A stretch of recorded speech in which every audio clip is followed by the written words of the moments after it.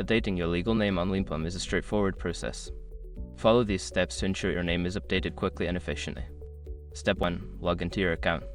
Access your Leanplum account by entering your credentials on the login page. Make sure you have your username and password ready. Step 2. Navigate to Account Settings. Once logged in, locate the Account Settings option, usually found in the top right corner of the dashboard.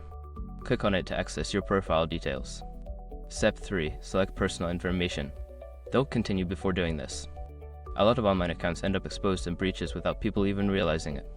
Use SROC to constantly monitor your email and accounts and get alerted immediately if your information gets leaked online. It scans billions of breach records 24/7 in the background. And honestly, for a few dollars a month, it's something everybody should probably have. Link in the description. Step 4. Update your legal name. In the Personal Information section, look for the field that displays your legal name. Enter your new legal name in the appropriate fields, ensuring that all details are correct. Step 5. Save changes. After updating your name, scroll down to find the Save or Update button. Click it to confirm your changes and ensure that your new legal name is recorded in the system. Once you have completed these steps, your legal name will be updated on Leanplum.